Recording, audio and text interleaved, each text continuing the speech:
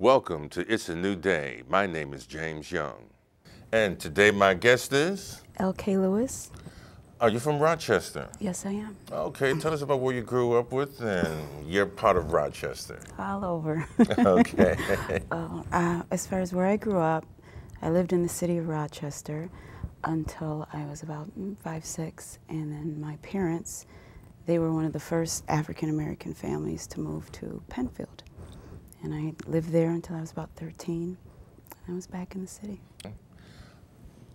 I know that you are the author of a book, and hopefully it's going to become a very bestseller, The Hilton Secret. Yes. And what I wanted to ask you, do you have a degree in journalism? No, I do not. Have you ever written a book before? No. Then what would give you the audacity to think that you could do something like this? Knowledge about what one person can accomplish with faith and hard work and determination. Would you share with the viewing audience the challenges that you face? I know we've talked off camera that you've had a very trying life, a very challenging life, and for all intents and purposes, it seems like the odds were against you being in the position that you're in right now. So would you share with us some of the things, and please begin. Well, yes. Let's see. My mother passed away when I was about 6 years old. I went through a lot of different types of abuse while I was growing up. You know, the challenges as far as a child or as an adult? As you're saying kinds of abuses, like what? Well, sexual abuse, physical abuse. I have experienced all of those things at a very young age, starting as early as I can remember, maybe 4 or 5. You know, and that's the thing about abuse, is I had a very loving father. My father was my father and my mother, and provided a wonderful home, good education, but yet, you know, with everything that's involved with raising a child, there's still opportunities for predators to change their lives. Okay. And I was, you know, I did experience that at the age of about 4 years old, and then it progressed heavily by the age of 7, and you know. I've noticed other women that have experienced this.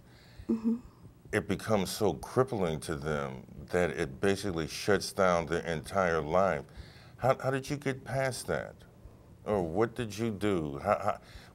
How do you heal from those types of things to go on to achieve the things that you have achieved that we'll talk about as we go in the show? But just in hindsight, how did you overcome them? What is the mindset that when you're in that particular place, what is the mindset that says that you can get above this? How do you put that aside to make some sense out of your life? Well, as a child, you don't realize, you know, how this is going to affect or change you. And for some people, it takes their entire life before they are able to understand that some of the tragedy that they experienced at a young age can create consequences in their lives and in the lives of others. I think when my life truly changed is when I found forgiveness for the individuals who I experienced those situations with, whether it was as a young adult, you know, in a domestic violence situation, or whether it was a 7-year-old child who was being raped. You have to get to the point where you find forgiveness for that person, and you understand that, simple, that God loves you. He just loves you. And when you realize that and accept accountability for all the things that you've done up to that point, I think that's when it changes. Do you have a formal education? Okay. You know, I was married young, and at the age of 21, I went to MTC, great school. You know, and that's when the professors there first started saying, you know, you should write, you should do this. And, you know, of course, life got involved. And then as an older adult, I went to Syracuse University.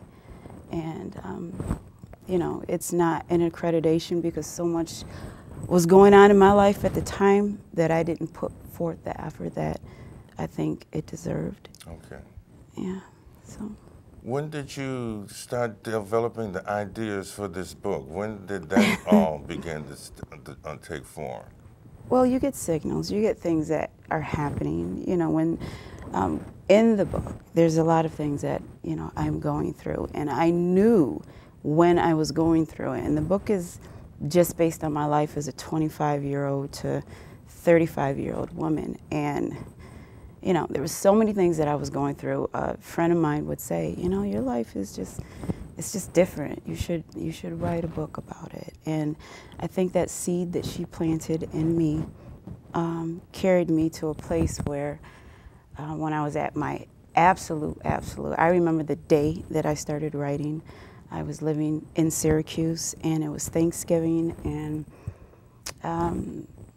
you know, I was facing eviction where I was living at.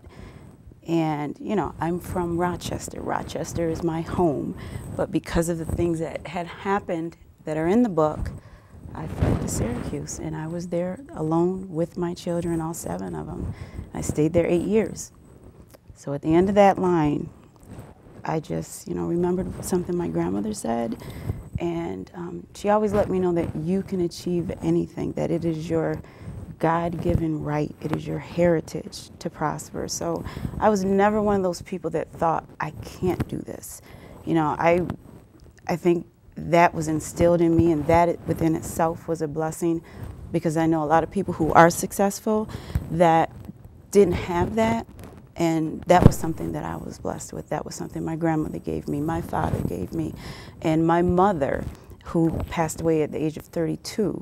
The things that where she started from. She was a waitress with 5 kids, domestic violence situation, moved to Rochester, one of the first African-American families to own a home in Penfield, and assistant to the vice president of Chase Bank in 1973. That didn't happen for black women.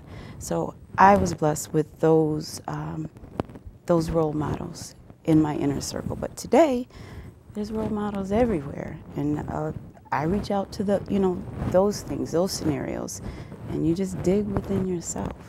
So You were mentioning you're in the process of getting ready to write a book, but at the same time you're in the process of being evicted.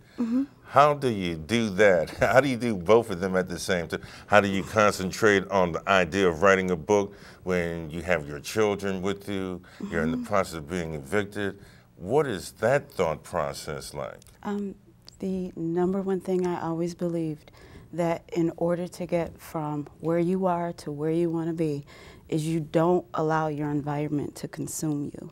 You have got to look to your goal.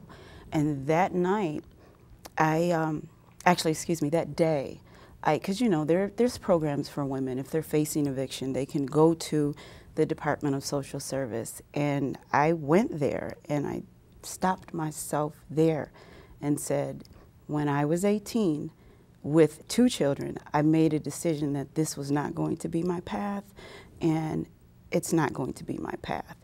So I turned around, I went home, and I started writing. And the next morning, I called a friend of mine, a girlfriend, and said, you know, I'm leaving, I'm going to Rochester. Can you come by and take me to the bus station? And I did exactly that. How long did it take you to write the book? It took some time. Okay, so it now... took some time. It so should now, take 6 months, but it took time. So now you're in the process of beginning to write the book.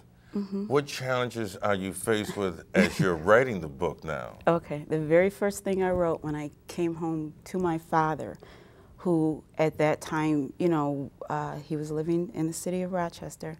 I came home to him, and I had $3 in my pocket, and I walked and I thought about it, and I said, you know, $3. I'm in God's hands. And I just went and I started writing and piecing it together. And it wasn't a consistent thing, you know, because remember, I have 7 children, but 5 of them that were minors, 5 of them that were looking to me. It's Thanksgiving, they're on break. Where are they going to school? When are they going to school? How are they going to go to school? Am I going to accept responsibility for where, how? What? I had no clue. I just put myself in God's hands, and I knew that that was my purpose.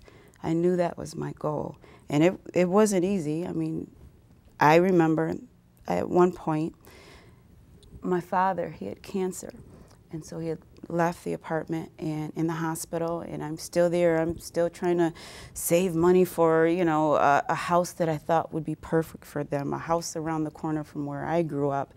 And the rain was literally coming down, and my daughter was there. She was about maybe 14 years old at the time, and she's also in college now, but she was 14 years old at the time.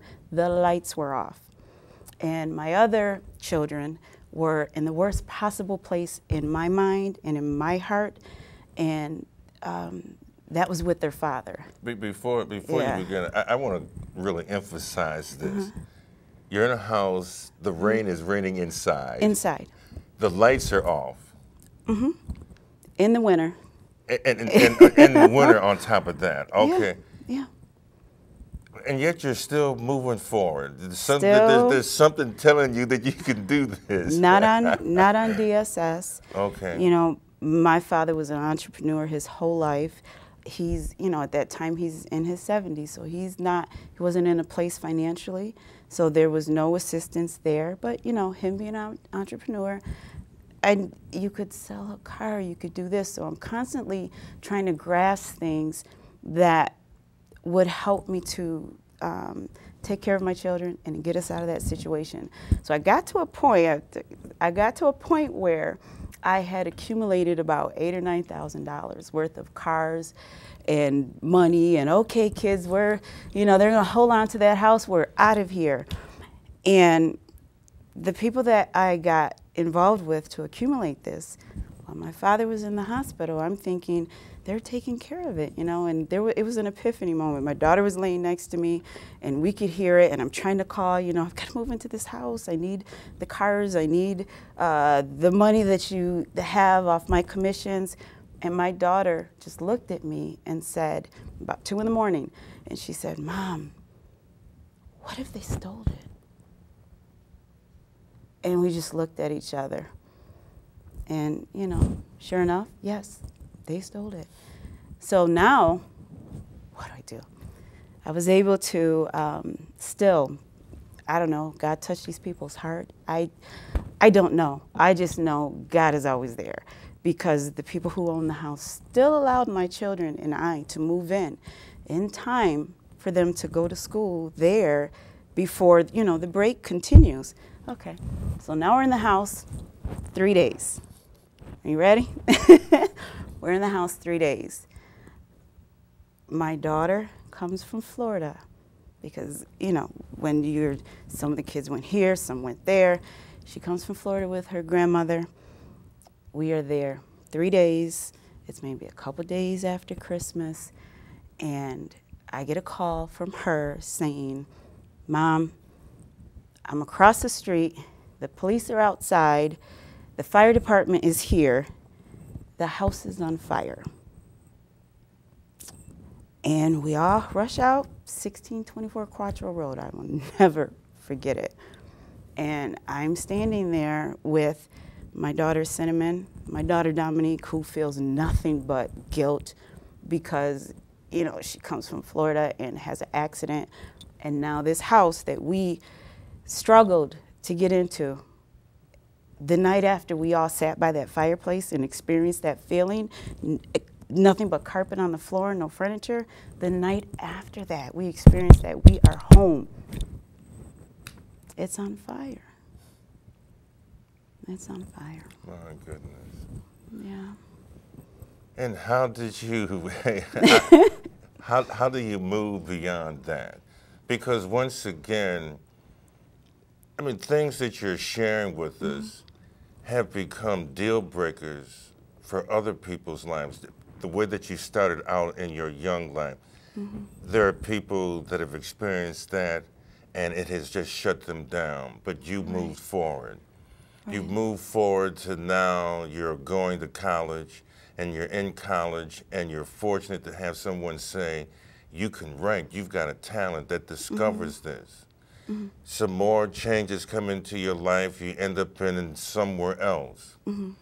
Now you take the advice that this professor gives to you, and now you start writing. You start writing, now you're being evicted. You got to come back to Rochester. You're in a house now that's raining inside, no lights. And then, fortunately, you're now able to move into a house that's comfortable, and now this house burns down to the ground. What more could possibly happen? Is there more? Yes, there's more. Please share but that. no, yeah. It goes back to, you just have to know that you have your children, and when you look at them, for me, that was my motivator. That was, I have to give my children at least the life that my father and mother tried to give me, or better. I have to do that. You have to sacrifice. And I don't know if you watched the Democratic convention, but I did. I made all my sons come in there and watch Michelle Obama's speech. And that's just everything that she said. Don't you want to fight? Aren't your children worth fighting for? And if you do that long enough, you get to a point where you realize that not only are your children worth fighting for, you're worth fighting for. The people whose lives that you might change when you do fulfill your purpose, that they're worth fighting for. And, I thank God that with each little step I made, He brought someone into my life. For all the negative people that He brought that came into my life, there was one person that was supposed to be there. May not have always been the same person, but it was one person, whether it was that professor, whether it was a consultant that, who I developed a friendship with that said, you can do this. There's always someone. I told my daughter last week, she was sad about something. She turned on the radio, and the song that came on was spiritually uplifting to her. And I let her know, I said, God, He'll find you. He will find you no matter where you are. He will let you know. And there's just been so many circumstances where I have felt lost, totally lost. And I did mention that in the book. I said, when you are at your lowest, God will send you a ray of light that lets you know He has your back. And I guess that was what always kept me going.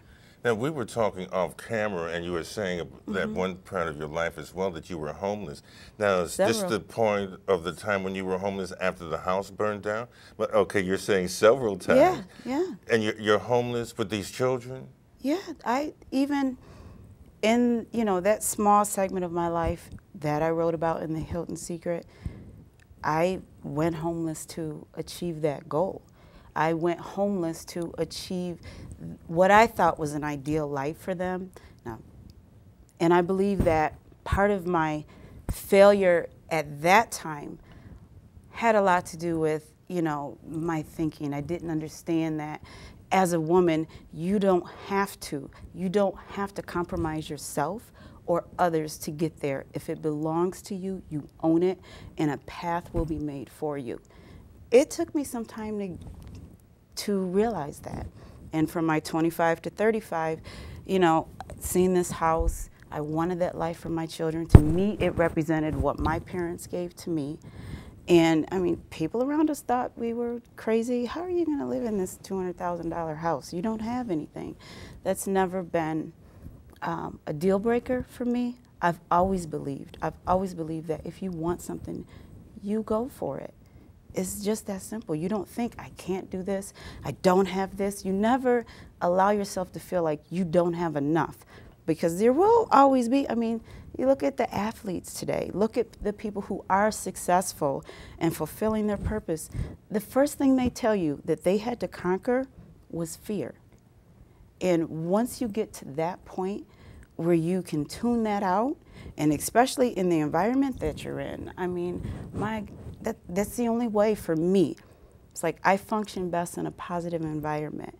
I function best, you know, when I have to do things to get them done. But that's in a rosy-colored world. We all have negative influences, people, circumstances. You have to be able to tune that out and challenge yourself. Now let's fast forward. Okay. You have the book completed. Okay. Okay. Now, after you get the book completed, how do you take the process of developing, finding a publisher? I know that we talked again off camera, and I know that you self-published. How did you find all this information out? How did you do? There's one thing to say that you're going to do something. Right. You said you're going to write a book. Okay, now that's one thing to sit down and write a book, and especially to do something that you've never done before. Mm-hmm. After the book is completed, now how do you take this and begin to shop it around, not knowing the industry, never doing this before? Were there mistakes made? How did you end up becoming self-published? Or did you try to find a publisher and an editor? Or were there problems and pitfalls on those levels as well? Yeah. I mean, of course there were problems and pitfalls in my everyday life that at any given time during that process to take that idea to make it a complete book or a complete product, there was everyday things that was going on. But as I said, if you make that step, I truly believe that God will surround you with people who will help to lift you, and He will bring other people in your life that inspire you. Yes, I've been through a lot.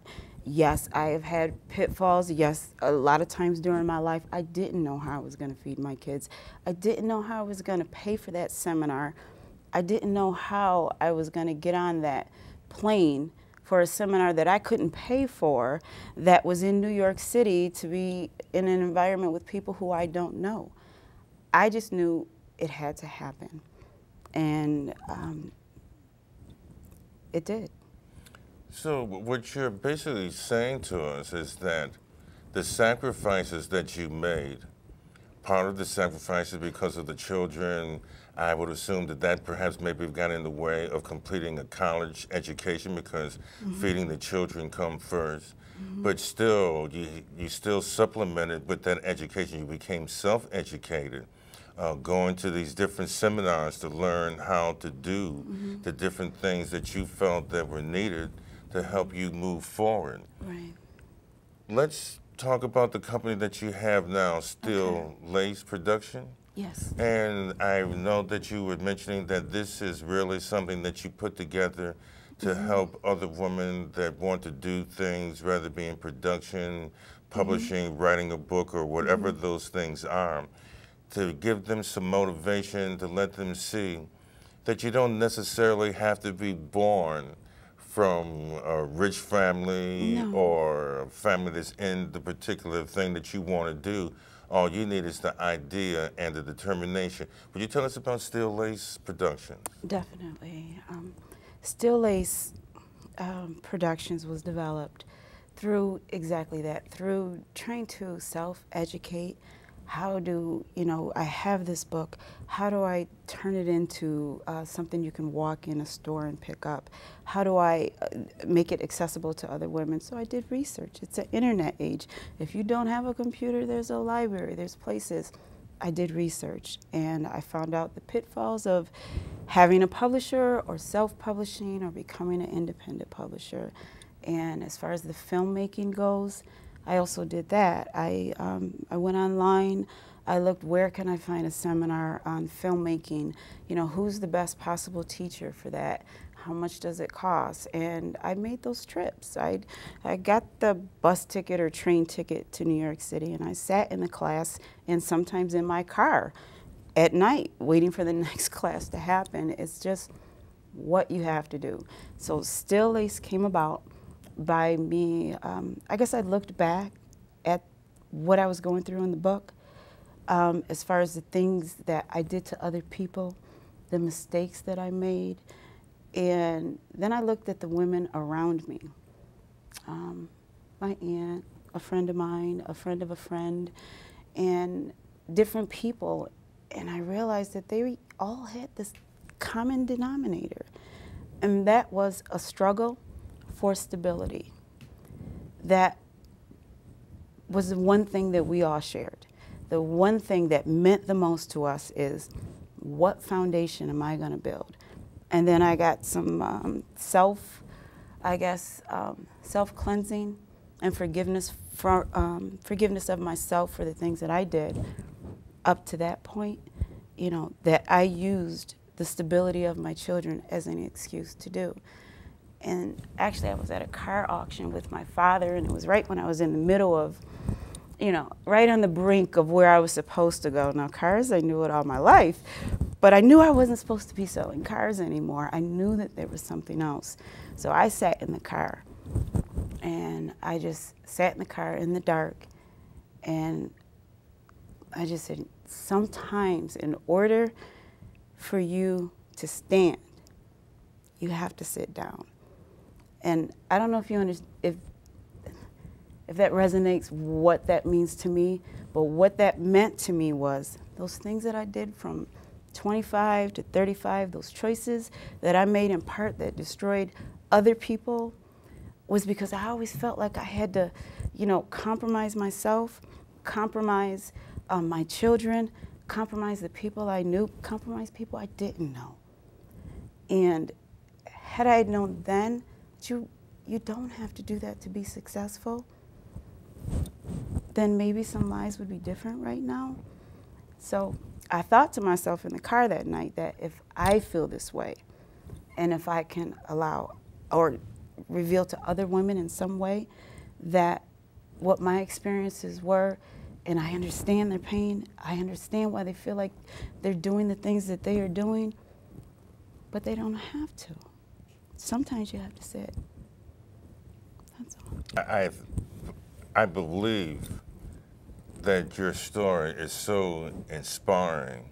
Thank you. Because what this is, and I appreciate you letting me tap into your life and really pull the veil back and to expose things that I know that most people don't want exposed in their life. Right. But I ask you to allow me to do that because I want people to see that you're a real person, that you've come from adversity, that this wasn't a given. There was nothing that dictated from the day that you were born that you would be sitting here in this chair now telling me about the successes in your life. Mm-hmm. And what I would like for other people, and in particularly women, to see that because of where they are right now in their life, that's only temporary. Definitely. And where they can go is eternal, because this is the path that you did. That we're listening to your story. I mean, you said you've been homeless several times, and the different things that have gone through in your life, but you've always managed to land on your feet, and you always managed to continue to believe that it could be better. What is the foundation for that? What, being knocked down or meeting with one, physically and one obstacle after another. I mean, there comes a time that you just say, okay, I can't take this anymore. I have to stop this. But in your case, you kept going. What was the motivating factor to keep you going? Now, I know you said earlier, you mentioned about your children, and I thought that that was a beautiful thing, because I think our children have to see the kind of effort that we put in to make their lives better so they become better. But I know that there's got to be more than just that, because there are more people that have children and things of that nature but still give up. What was it that kept you going? What kind of strength do you have? Faith. Okay. that's just in a nutshell to me, because even with your children, you know, those things I may have been going through, but my children were also going through, and in part because of choices that I made and sacrifices. They weren't always the best, you know. And if you've seen the behind the scenes trailer with my oldest daughter, Latasha, I had her when I was 17, and the behind the scenes part is where we finally forgave each other, one another. We forgave ourselves and we forgave each other. So, you know, you could put your all into your kids, and it doesn't mean that they won't take you through. There was plenty of times where I thought, okay, this is my oldest daughter, but she's my firstborn. How can she do this to me? How can she do this to me? You know, and people would say, are you crazy? That's your daughter. You know, I'm surprised you even deal with her, but that was my child. And how could I do that to her? And as you're asking, that also brings up a question. You're doing all of these things. You're trying to make your life better. So some of that time, as you're trying to provide for your family, is time that you're taking away from your children. How do your children deal with that? Because I know many times children resent that. Right. Now, they rather have you there, but as an adult and as a responsible adult, you know that there are things that you have to do, which takes away from them. How did you deal with it? And then being a mother, I think maybe with men, I think because that's supposed to be our role, so we deal with it a little differently. But with women, because it's almost expected for you to be in the home, and when you're not there, I know children have a tendency to resent that. And how did you deal with that, trying to do everything, and at the same time knowing that everything that you're doing is for them? Is for them. And at the same time, how do you get beyond that resentment? Well, I tell you, it's something that, two things I just want to say briefly about that.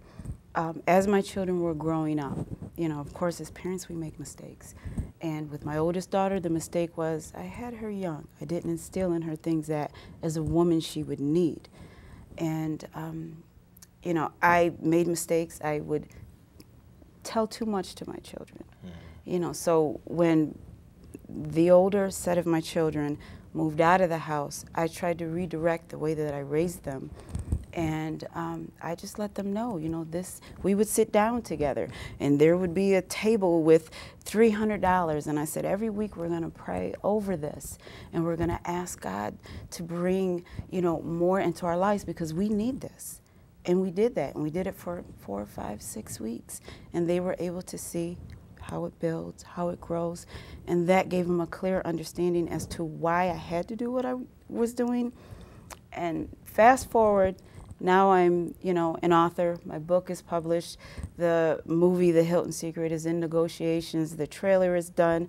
It's the height of everything. I have a 16-year-old son who is a junior at East Rochester, and I'm so proud of him. And he's an athlete. I mean, I'm so thankful for him. And I said, you know, James, are you going to let your friends know what's going on? The trailer is getting ready to be released. And he said to me, Mom, how could you do this to me? How could you let all of my friends know the way that we lived our lives? And for the first time, it was like, it was a light that went off in my head again, because I'm thinking, the kids are only going to be proud. We're finally here. We're here. No. And my answer was, you know, I hope that, yes, I'm going to say the things that I did. I'm going to say the things that happened. I'm going to say the mistakes. The bottom line is, it will inspire other women. So for that, I will tell the story. I will. Now, I know we've been holding the audience in suspense. Now, please tell us about the book. What is the Hilton Secret? So give us some tidbits to make people want to run out and go out and buy the book. What is the Hilton Secret? Well, as you can tell, you know, there's times in my life where I may have been going through a lot of different things in all different directions. And the Hilton Secret is a story that's based on what we as Americans all strive to achieve, and that is the American dream. It's what I seen my parents strive for. It's what I strived for with my husband at the time. And it just goes into, you know, some of the mistakes that we made, some of the pitfalls that came our way, and some of the choices and the consequences of those choices. And, you know, it's kind of insight to what I was thinking at the time, how I rationalized, it's okay for you to exploit these women, you know, even though you were exploited, it's okay. When you say exploit, what do you mean? You know, inside the book, when you're saying exploit, what are some of the, and that maybe those will be some of the little tidbits too to make people want to go. When you're saying exploit, what kind of exploitation? Okay. Well, as I said, we wanted this house. It was a $180,000 house. And as I said, you know, I knew about entrepreneurship from my father. He always had a business or had something going on. I knew how to sell cars. I knew about that business.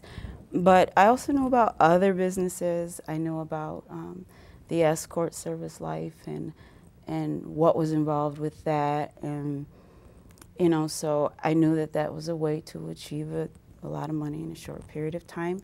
And that's one of the things that I did legally, however, because my father taught me that, you know, it's what you do and how you do it, and you have to do it with dignity. So I tried to rationalize it then. Looking back, I realized that, you know, I exploited women. I exploited myself. I exposed myself, my husband at the time, to a life that we did not have to live. But I wanted what I wanted for my kids, and that was my excuse. And is that some of the themes that are in the book? And I guess, but in real life, that was real life. We do want the things that we want. And in the manner that we want them. In Hilton Secrets, is there redemption?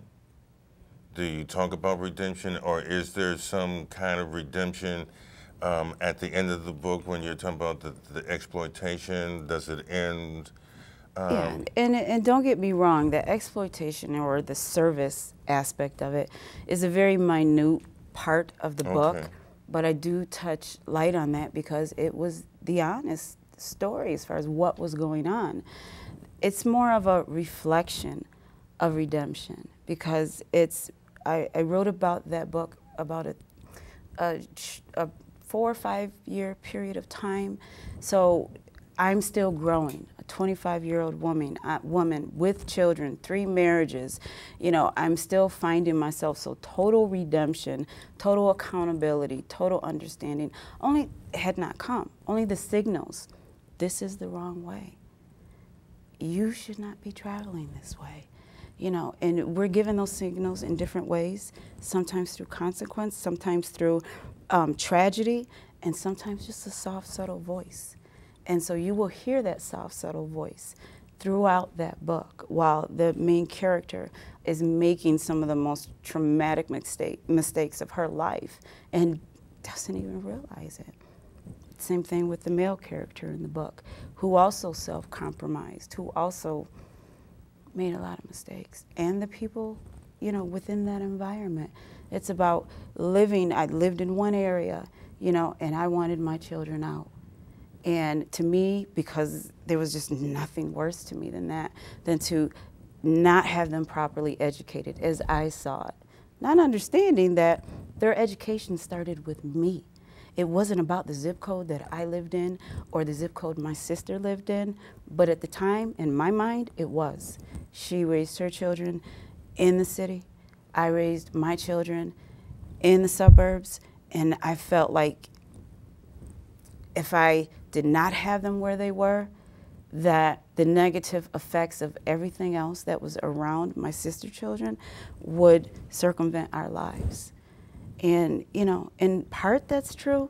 However, I know so many families and so many people that are way more stable, way, you know, more at peace at home, way more at peace with themselves.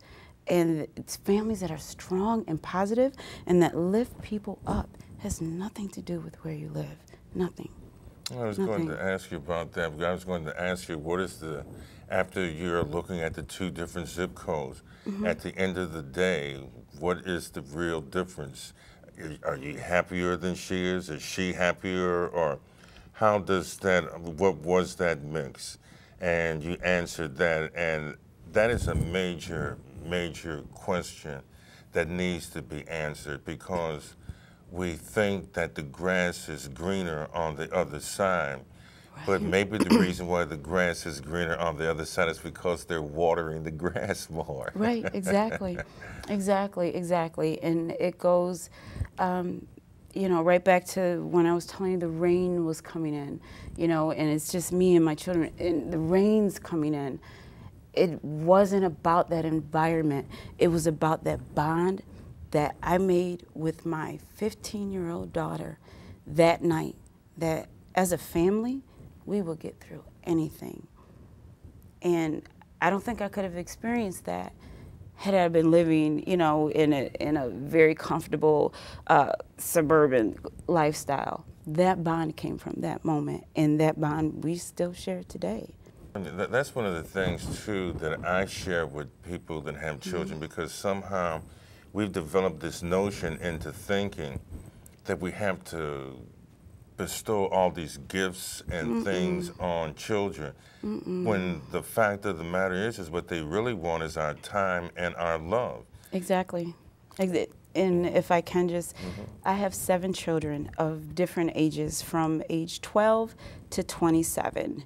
And the time when I was running and on that grind for a different life and a better life the wrong way affected my oldest children the most. The time that I have sat down in the same residence for 5 years and focused on not only my career or my goals, but their education, their sports, their games, their counselors, their principals.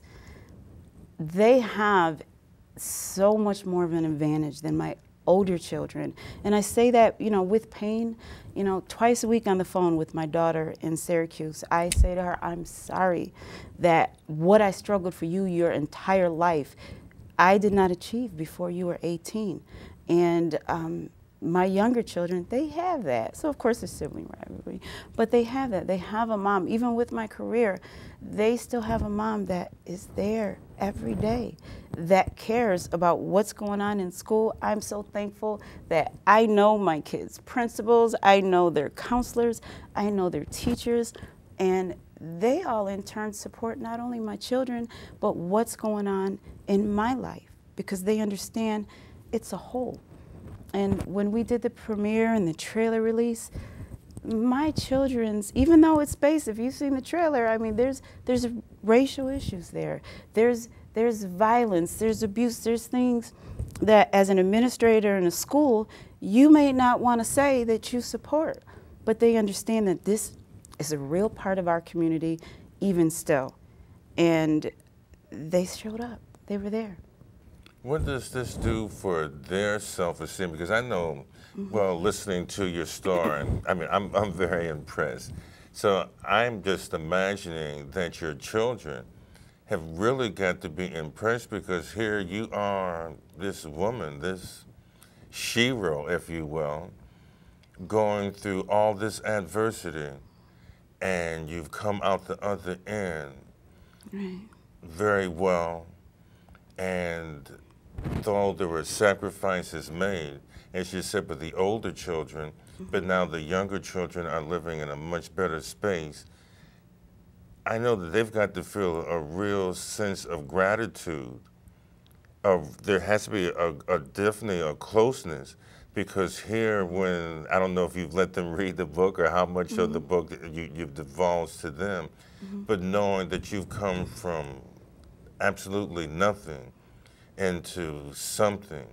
And I know that's got to be, it's got to be a feeling of greatness for you, and there's got to be a feeling of greatness for them, and at the same time, you have now left a roadmap for them to be great. Well, while you were speaking, I was thinking about all the other single mothers that are sheroes every day. every day. You have to be. It's just that simple. You have to be. Doesn't mean that you're perfect. It doesn't mean that, you know, you see yourself as something that you want to be every day. There were times when I looked at the mirror and looked in the mirror. As a matter of fact, I was in my bathroom and I said, how can I do this? I'm, you know, not 25. I'm a minority. And when you're looking into film, you know, directors, how old do they want them to be? 25? You know, or film producers, 30? You know, you have children. How are you going to do this? And you're a woman. How are you going to walk across that? You know, how are you going to accept that award for credibility for the work that you've done? Is it even good enough? How is it going to compare? Of course, those questions came to my mind. And you just get to that point where you say, you know what? I know exactly how. Because of all those things, because I'm a minority, because I'm a woman, because, you know, my children are adults, and in some people's eyes in that world, I'm past the age that it's appropriate. That's how I'm going to accomplish this. And you just have to be able to tell yourself that. I used to be, at one point in my life, I was 260 pounds, size 26. And I used to have to look that woman in the mirror every day and say, how are you going to make a change? How are you going to feel good? You just have to see yourself in the light that you want to be in and take little steps no matter what. I don't care if you've got a flood of people who support you or absolutely no one, and I've been in both circumstances. You've just got to know that you have a purpose and it is going to be fulfilled. You have to speak things the way that you want them to be, as though they already are. And that's just it. And write it down too, because that helps. I put posters up, you know. I went to New York, didn't know how I was going to get there, went to a movie premiere, a lot of support around me, put the poster up, and I said, you know, one day I'm going to have my poster there for my film. You have to do those little things. I would, a consultant friend of mine, Robin Bell, he said, you know, just write it down every day. Just put a flyer out. Just manifest it. And I followed the lead of the direction that God was putting me in. And eventually they evolved. I'm a huge believer, and so are my children, that you can manifest your destiny. In order for that to happen, you cannot look at where you are. Well, you're living proof of that, because if you had not manifested your own destiny, if you had not believed that you were capable of manifesting where you thought you saw yourself, there's a great possibility that well, perhaps we wouldn't be sitting on this stage right now talking what we're talking. And that's why I really appreciate you coming in, sharing your story with us, because as I started this out with, I mean, you're just an ordinary person. You can't fly, you can't do extraordinary things, you don't have any superpowers, but what you did have is a belief that you could do something. And once again, that belief, which is a very fundamental belief, started out with your background, with your family structure. And it was because you saw success that at that level, you were able to reproduce it, although you had a certain amount of challenges that you had to face, but you overcame those, and then now your children are seeing your success. So what you have now basically done is reduplicated the success, because now they're going to take what you have done, and they're going to be just as successful as, if not more so. More so. With the movie, when do you have any idea when that will actually be? First, the book is out now. The book is out now. How do we get the book? The Hilton Secret. It is available online. You can go to Barnes & Noble, order the book. There's stores in Rochester, businesses that have shown wonderful support. If I could mention them, I don't know, Tim's Wireless, he has the book in stock. Our website, which has the trailer. And can you give us the website? It's www.thehiltonsecret.com. And it talks about, on that website, you'll see the trailer itself, the behind the scenes that I was talking about with my daughter, what Still Lace is about. Still Lace is not just about me. I have some wonderful women that work with me with that company. And our goal and our hope is to develop projects based for and by women, and also in community outreach, also extending that hand to the woman that was in either of our positions, you know, homelessness, inability to do certain things, not having the tools mentally because they haven't been taught those, not having those things. But that's our focus, you know, alternatives to battered women, because I have been there. I have been in 3 marriages and been abused more times than I can count. So that organization will be my platform as I move forward to help women that are there. They saved my daughter's life. Is there a phone number for, or a separate website for Still Lace, yep, stilllaceproductions.com. Okay. And also if you go to the Hilton Secret website and on the menu and click on blog, that will also lead you to where, you know, where we are as far as Still Lace is concerned. Okay. When do you suspect or expect the movie to be out? Okay, well, that aspect of it, it's in the negotiation, finalization. Okay. However, I can tell you it's projected to start production in this spring of 2013. Okay. And it's a done deal. So I'm just at the point where I'm thankful, because, you know, I look back to those seminars, and I was taught by the same person who taught Quentin Tarantino and Ice Cube and Queen Latifah. I was blessed to be able to stand in a room with that person and hear what they had to say about the industry for 2 days. And one thing that I was taught was that your first time, you're not going to have, you know, accredited stars in there. You're not going to have an accredited director in there. You're not going to have people behind you. Don't waste your time on a trailer. And for whatever reason, thank God, all of those things were accomplished with this trailer, and immediately it was picked up as far as let's make this into a film. The paperwork is in, and I just feel blessed. Okay. Blessed. I have to stop you right there, Okay. because you're from Rochester. I mean, nobody from Rochester does anything like this. How do you get a production company? How do you come from this place to going to knocking on doors to negotiating a deal? And I understand that you have some pretty good, well-known celebrities that are going to be in this movie. How does that work? Because most people can't get out of bed in the morning. There were times I didn't want to get out of the bed. There were times where, you know, I'm waking up with a headache or have this health issue or that health issue. As I said, I had gastric bypass. I received 3 blood transfusions a year. So with that, of course there were days like that, but I'm not dying, I'm still breathing, thank you God. Every day he would bring different people either to work with me or to inspire me. And on the days where I was around people that I felt like, you know, there's no inspiration, then you just have to tune out and just keep going, just stay focused.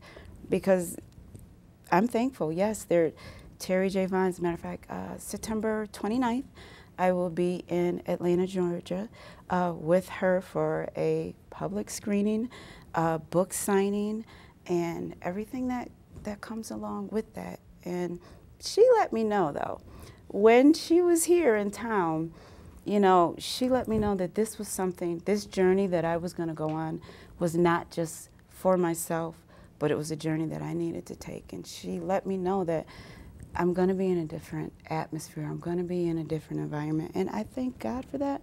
But at the same time, I'm from Rochester. So, of course, I'm going to look behind and say, who else? Who else can I help? So that's where I am. After all that you've been through, after all the trials and tribulations, and now beginning to experience some success, How do you feel? What does that do to you? What does that space feel like? Well, what you just said, I'm telling you, just from what I know about women, what I touched on was probably about 1/3 of what I've went through in my life. And I'm not, that's what women go through. Women go through abuse, sexual and physical. Women go through homelessness. Women go through struggles. Women go through adversity with the people that they're seeking to help their children, whether it's schools or, within the government. We all have that same struggle that we go through. And the space I'm in now, I'm just, thankful that everything that my grandmother taught me is beginning to reveal itself. And I'm thankful I'm in a place where maybe I will change one. Okay. Any more books in the yes. works? Yes, definitely. The second book is The Game and the Grind. Excuse the title, but that's what it is. Okay. Yeah, the second book is The Game and the Grind, and Still Lace did become official publisher, so I will be looking, because I believe that the reader will find so many things to relate to, no matter where you are in life, whether you're, in on this side of the spectrum or the other, whether you're in the city or the suburbs, because we all struggle for the same thing. But yeah, I'm looking for authors. I'm looking for writers. I'm looking for authors with stories. I know that the purpose of the Hilton Secret is to change lives. However, at the same time, I live that life. I wrote about that life. Those characters will be with me. Those people, in some cases, will be with me. But I'm so anxious to hear someone else's story. Okay, as you're saying that you're looking for writers, authors, would you express to these people that it doesn't mean that you have to be a well-known author, No. that you're looking for, even if this is your first time? Right. Would you share that? No. As a matter of fact, I did an advertisement for it a few days ago, and I said, of course, the industry things that you need, if you have them, bring them. But if you don't have them, as long as you have drive, a positive attitude, that's enough. We are almost out of time. I told you this goes by very quickly. It did. Please give us some last words of encouragement to encourage other women that, because of what may appear to be, that you have the ability to change them. Will you give us some last encouraging words? Yeah.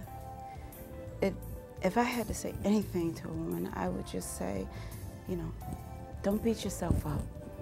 Don't beat yourself up every day about what you feel you did wrong. And don't beat that other person up about what you feel like they did, and this is why you're in your circumstance. Gone with the Wind. That was one of my favorite movies. Scarlett O'Hara, and she said, I'll think about that tomorrow. What you do is you release all that negativity, and you think about where you can be tomorrow, and make that step. And it will happen. I have been in all of those circumstances, every scenario that you can almost think of, and so have a lot of women here and in the next community and the next. But it has to start within your own heart, in your gut, and that soft voice. Listen to it.